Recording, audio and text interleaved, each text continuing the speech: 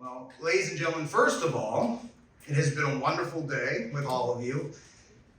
And also, again, thank you to our great speakers that we've had thus far. So if we could give them a round of applause again, I think that'd be wonderful.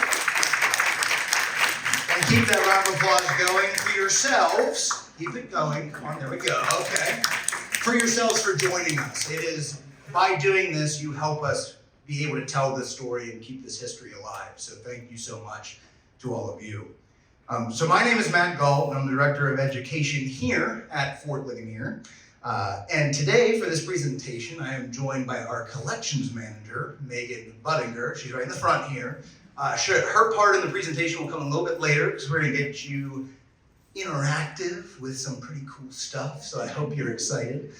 But when we were pondering topics for this presentation, and how we could possibly cover or highlight the 7 Years' War and talk about that extensive gallery that I'm hoping many of you have taken some time to explore, we were lucky enough to find that our timetable of conservation, preservation, and education were all converging at the perfect moment. It was determined that one of the highlights of our collection would be taken off display, which some of you may have already noticed. If you went through the exhibit, you'll notice that there is a temporary exhibit there that has several documents that we have on display that also tell a really cool story. So if you can, definitely go see those too. But we are going to talk about this Fort Ligonier officer's coat. And it has been on display for some time and served the public well, but it could use a rest and some time in the dark, which we all do from time to time. So Meg and I discussed revisiting the coat and some of the information behind it. The story we will present to you about this process was one that neither of us expected to occur, and then we will actually give you some time with the coat and Megan in our collection storage where you can see it up close and personal, which is really exciting. So the journey that really unfolded in the short amount of time we had to look at this coat has been exciting and to a certain extent frustrating, to say the least. But for those who remember the officer's coat display, you may also remember this panel that you see here talking about the coat itself and also the units and regiments it could have been a part of. And then, besides just the panel, you remember all the pieces of the uniform. I do first want to be specific, though, that these pieces in the display are not of the same uniform. So we are focusing on just the main coat, which is going to be to the furthest, to the right in this image. The other pieces that are the waistcoat or the waistcoat, the breeches, the gaiters, the hat, and the belt have been pieced together. The point of that to give the visitor an idea of what the full uniform would look like. Or a version of a full uniform, but not from that coat. So when the coat was first acquired from a sale in England, this is some of the information that came with it. And I'm going to give you that while you also look at this lovely image that we have of the coat. And those odd little dots that you see, those are not in the display. If you go over there, you're not going to see them. That is because we have actually done some photography on the coat that we can have a 3D image that you can actually go in and go around the coat. We're working on that. So while it's on display, we can still see it, which is pretty cool. And this information that came to us with the coat was that it had been misidentified at a costume auction as an 18th century gentleman's coat. It is one of only 3 surviving coats that conform to the royal warrant of 1751. The other 2 examples being cavalry uniforms.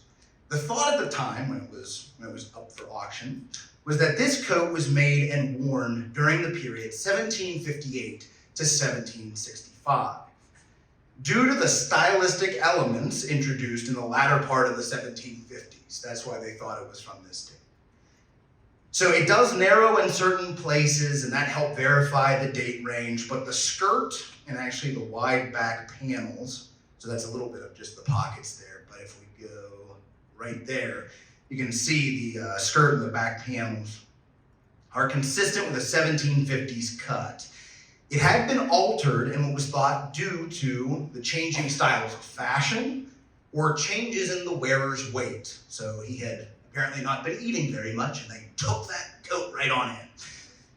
It is superfine scarlet wool, and its facings consist of royal blue half lapels, and we'll go back just so you see those facings again, slash cuffs of a similar quality cloth, and each cuff slash is of scarlet cloth on which 3 silver buttons and loopings, lace buttonholes, are placed. A fine silver chain, now for that, you can, right between the top button and that second one there, you can almost see this, that's the little chain that's on there.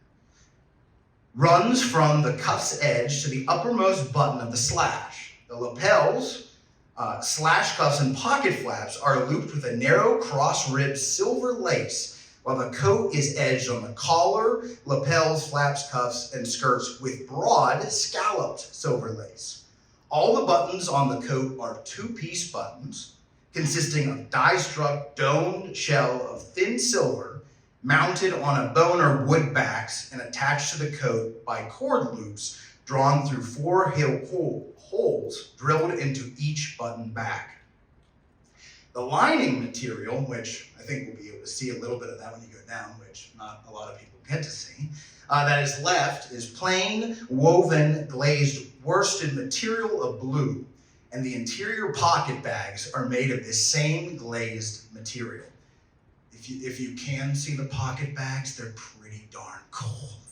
But the blue facings denote, so back to these facings here, the blue facings denote that this uniform belonged to an officer of an unidentified royal regiment in the standing army. Those blue-faced royal regiments in service during this time that may have or could have had silver trimmings are as followed, or what were believed to be as followed. The 4th Regiment of Foot, the 60th Royal Americans, the 85th Royal Volunteers, the 94th Royal Welsh Volunteers, the 102nd Queen's Royal Volunteers, or the 104th King's Volunteers. Boy, I love numbers. All right. So, to one of these reports on the coat and other regiments at the time, the 4th, the 60th, and the 85th most likely or did have silver trimmings. The 85 foot had no lapels, so this report believed the coat to be that of a 4th or a 60th foot coat. Or, then they said a big or, the 3 very other short-lived regiments that I had mentioned above. The 60th and the 94th saw action in North America, and for a short time were here, where you're sitting today at Fort Ligonier. Now, I do have some imagery of those main regiments that were believed to be this coat. The 4th Regiment, or the King's Regiment, so we have a grenadier here that has, you can see the way the coat is being buttoned. You have some of those blue lapels, you have the cuffs that are blue, but a lot of extra lace due to this grenadier here. The 4th Regiment, or the King's Regiment, was raised in 1680, seeing action in the War of Spanish Succession, the Jacobite Uprising of 45, the 7 Years War, and would go on to be involved in the War of 1812, the Napoleonic Wars, and many more engagements, wars, and actions. So keep that in mind whenever we're talking about when you're going to be, you are all the detectives. You are all the ones who are going to have to try and piece together what this is. Then there is the 60th, which that actually being John St. Clair right there, and he was an officer in the 60th. And in Fort Ligonier's history, it is relatively well recorded because Henry Bouquet and John St. Clair's were officers of this regiment.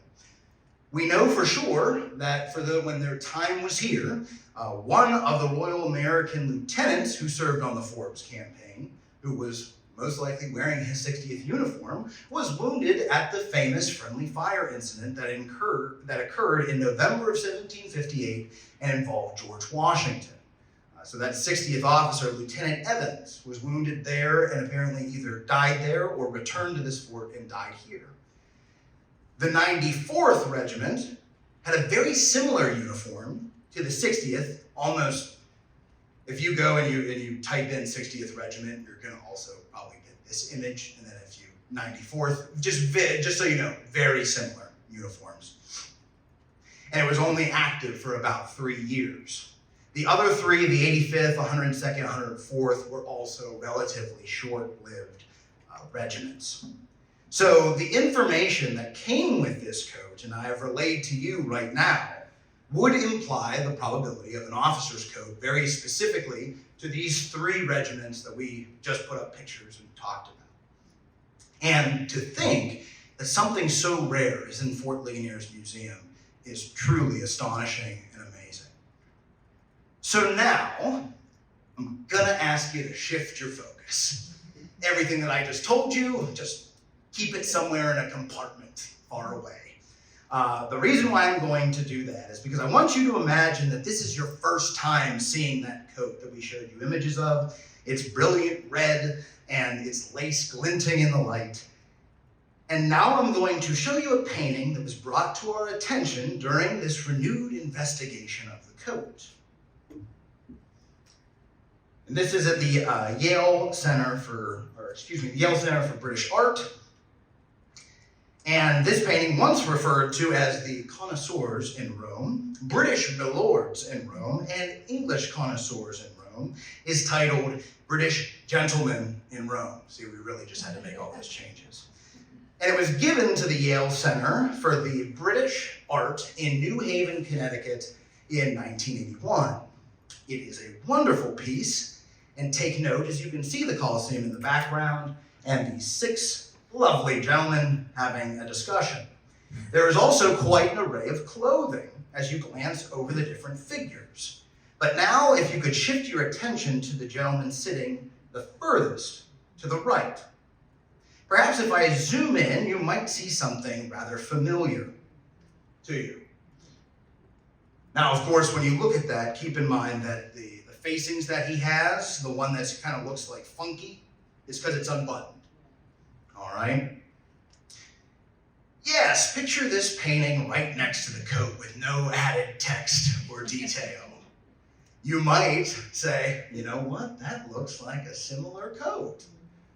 So, in the short time we had to begin this research, we reached out to some historical tailors and asked their opinion on what the garment was.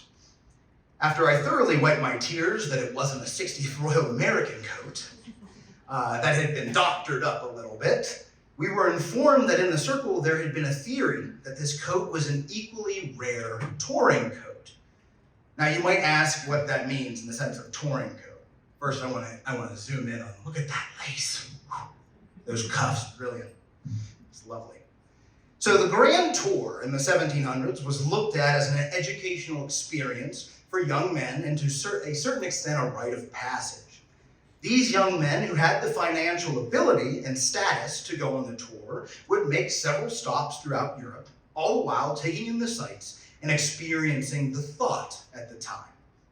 A tour for these men could include Dover, Marseille, Lyon, but 2 places that seem to be considered staples are Paris and Rome.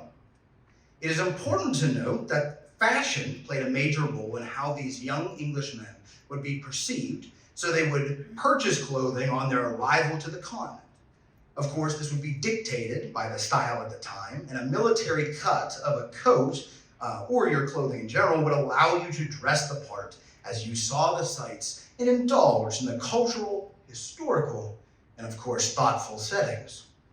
While this pursuit of education and growth was supposed to be the main goal, some other people who went on their tours had some different goals. James Boswell kept a journal on his grand tour that took him on a romp of Germany, Italy, and more. Those journal entries are published and give a very interesting tale. Going on this journey afforded the young Scottish gentleman the opportunity to meet the famous philosophers Rousseau and Voltaire. Not only did the historical contributions to the educated thought impact Boswell, but he also had an apparent affair with Rousseau's mistress, as well as many other women during his tour. And if you go over those journal entries, entries, his sexual escapades seem to overshadow the traditional aims of what he was supposed to be doing, and could be the subject of a much different symposium. But I digress. So back to our seated figure that we have there in front of the Colosseum. These 6 men absorbing the elegance of the ruins of the ancient architecture in Rome. So who is the seated figure? In our brief time researching, one of our staff members' husbands stumbled down a rabbit hole and hit every twig, rock, and piece of earth on the way down. And we think the best way to address this is to probably start with the artist, which within itself is a fascinating story. The painting had formerly been attributed to several other artists, including James Russell, David Allen, Nathaniel Dance, and my favorite, unknown artist of the 18th century. But as of now, the Yale Center of British Art has the painting attributed to Catherine Reed. She is known for many of her portraits. The one before you is a self-portrait. She was Scottish-born, an artist, and her family had actually fled Scotland as Jacobites to France. And then eventually she moved to Rome. She was pupil to the principal court painter of Louis XV, and there was an article written by Marjorie Morgan called British Connoisseurs in Rome, Was It Painted by Catherine Reed in 2006. Morgan quoted a letter from Reed. The picture of the English gentleman is now finished on June 16th, 1751 for a Mr. Turner. She also noted about another work that she was doing about a painting, the painting of Lord Charlemont, who I have not yet finished. The sitter had remained in Rome while other English gentlemen, his friends, are all yet at Venice. That was the 6th of January, 1752. And I asked that we kind of remember those quotes, the sitter, Lord Charlemont, and the people, his friends, that are having a time in Venice. But in the article is also noted that the seated figure in the painting is Lord Bruce, Marquis of Aylesbury. Reed had also done another portrait of Lord Bruce, and you can see that here. So you might already be drawing some comparisons there of the painting where he's seated and also this portrait. A quote verifying her artistic rendition of him in this portrait comes from a letter in June of 1752, noting a number of British aristocrats who sat for Catherine Reed in Rome. She has done the Earl of Kilmory's picture in crayons and Lord Bruce's greatly to his satisfaction. The painting was unsigned, which was caused a degree of mystery throughout the years of its existence. Also, the fact of being a woman artist at this time and still relatively early on in her career would have proved to be incredibly difficult. The article points out that she could not practice her art out of doors and could not excel in history painting unless she confined herself to single figures. She also did a lot of single figure portraits, but quite possibly in Rome, being much more accepting of this, she might be able to go out and actually do some of her art at that time. Her story is one that actually deserves more attention than we can't give in this talk, but perhaps as we continue this search for knowledge, a future lecture focused on her will actually reveal itself. Another artist who was in Rome about the same time as Reed was Joshua Reynolds. Many of you will be familiar with Reynolds, not only due to his historical reputation, but due to the portrait of Lord Ligonier done by him, which hangs in our art gallery, which I know you all saw today. Though through the prolific painter, we may be able to see another glimpse of Lord Bruce in our coat. The parody of the School of Athens is meant to be a caricature of some of these same gentlemen by Joshua Reynolds and is located now at the National Gallery of Ireland. It was his humorous take on the School of Athens done by Raphael, as you see here. The gallery describes this painting as part of a series where Reynolds made caricatures of Irish and British grand tourists visiting Rome in 1751. If we now zoom in on this parody to the top left corner, You will see a very distinct figure, especially his incredible height, thin figure, and enormous nose. The snout seems to remain a constant through many of these paintings, even the one that you saw by Catherine Reed, just of him. He was able to smell things very well. But another caricature, which just sold in 2020 at Sotheby's auction house, after Sir Joshua Reynolds' caricature of Thomas Brunel, Bruce, 1st Earl of Aylesbury, the Honourable John Ward, Joseph Lesson, later 2nd Earl of Milton, and Joseph Henry of Strafford. Again, the constants of these caricatures seem to be his slim figure, his nose, and our coat.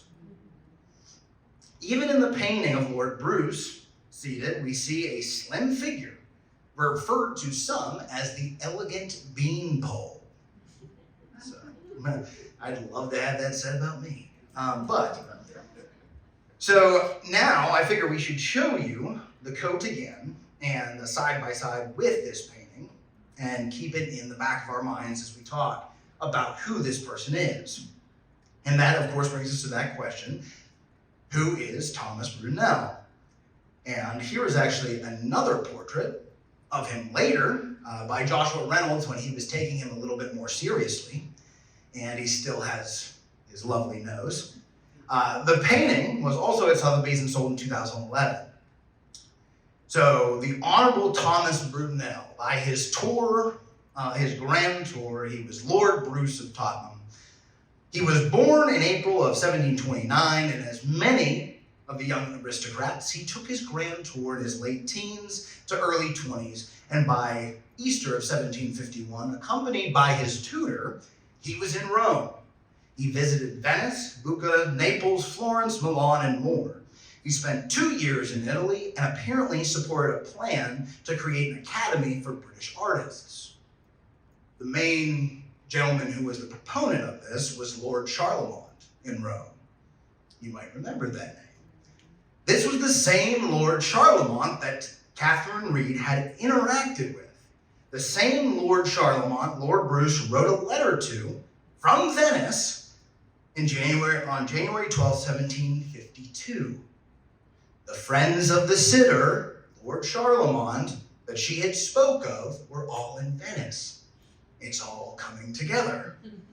Bruce has surviving correspondence with Charlemont, and also in that painting, it is generally accepted that this is Earl Charlemont or James Caulfield.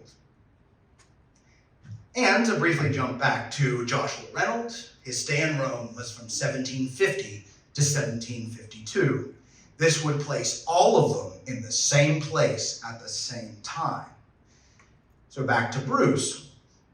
His journey around the world continued, and in 1753 he wrote that his clothes had been sent to Vienna. Could this have included the coat that we have been so curious of? He then toured Germany and had been all over Holland and Germany and visited Sweden, Denmark, and Russia until he finally returned home in October of 1753. Years later, he would go on to be the Lord of the Bedchamber to King George III. This title allowed him to be very close to the king in the sense of his daily life. As we get closer to the anniversary of the Revolution, it would have been interesting to be a fly on the wall and hear the conversations between Lord Bruce and the king. He was created the Earl of Aylesbury in 1776. He was involved in the militia in Wiltshire, and Lord Chamberlain to Queen Charlotte from 1780 to 1792, and Treasurer to Queen Charlotte from 1792 to 1814. And since we happen to mention Queen Charlotte and King George, you can check out those paintings too, and the art gallery, but also try to imagine the man who perhaps wore this coat, greeting the Queen and overseeing the King as he put on his coat in the morning, having a conversation with the King about the treasonous colonies and that frustrating backwoods scoundrel from Virginia, George Washington. Sorry, I couldn't help myself. But as you can see, he found himself greatly intertwined and rubbing elbows with some of the most prominent royalty in our history. He was married twice, had 5 children, and the first Earl of Aylesbury died in 1814 at the age of 84. Now, at this point in the talk, I was going to really wrap it up and say, what if this is Lord Bruce? But I was burning the midnight oil last night for all of you folks, because I care about you. And I had reached out to that community I talked about, these historical tailors, and I was put in connection with another gentleman who we had originally thought of this theory of the tour coat. And he sent me some other paintings, caricatures that Joshua Reynolds had also done. 2 other men in those paintings are wearing something that looks exactly like our coat.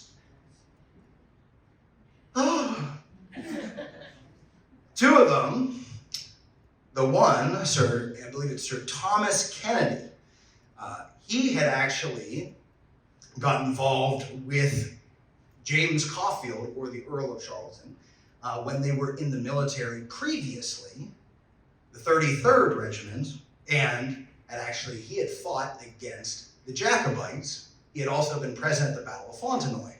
Interesting tie, General John Forbes, who is here, was also at the Battle of Fontenoy.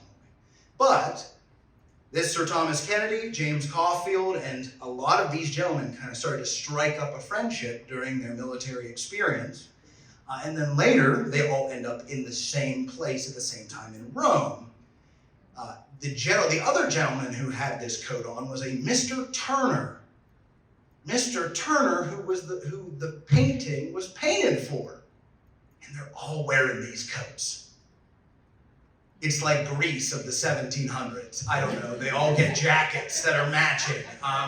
There's a possibility that these were their dinner coats that they were. So I think, to say the least, there's some more work to be done. If it did belong to Lord Bruce, and we look at it, the guy was rather skinny. He could fit it. It's a small coat. It could fit him. But it is quite possible that whoever had this coat, it was put away in storage, then sold, passed down through family generations, or some combination of all of these possibilities, and at some point probably altered. Being found in a dress-up trunk would imply that the coat could have there could have been alterations made to it for children. When you go to our collection storage, ask Megan about it. She'll tell you all about it. What happened to the plume coat? The plume coat, the other coat from the period. It was used as a costume and altered. Oh, you mean, I was like, wait, there's another coat we have? What do you... I thought you were talking about an art collection. No, you don't have. Yeah, well, that's a good thing, because this has been incredibly frustrating.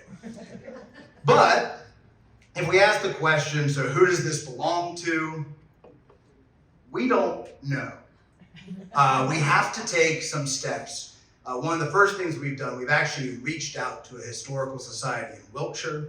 There are papers of Lord Bruce's that talk about his grand tour, that talk about some receipts from his clothing. My goodness, if there's something in there that says scarlet coat with blue facings, we are in the money.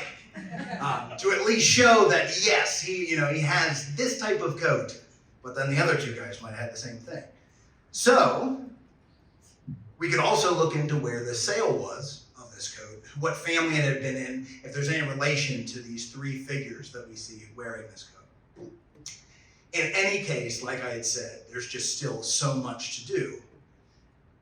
And I know that with this presentation, this might feel like one of those hunting for Bigfoot shows.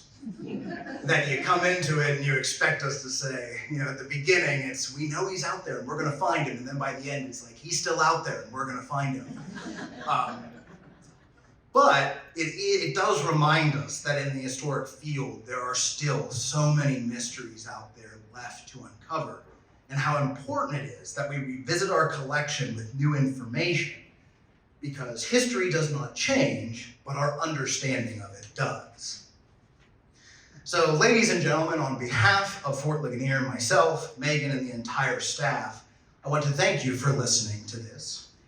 Thank you for joining us today, and thank you for your continued support of Fort Ligonier and our mission here.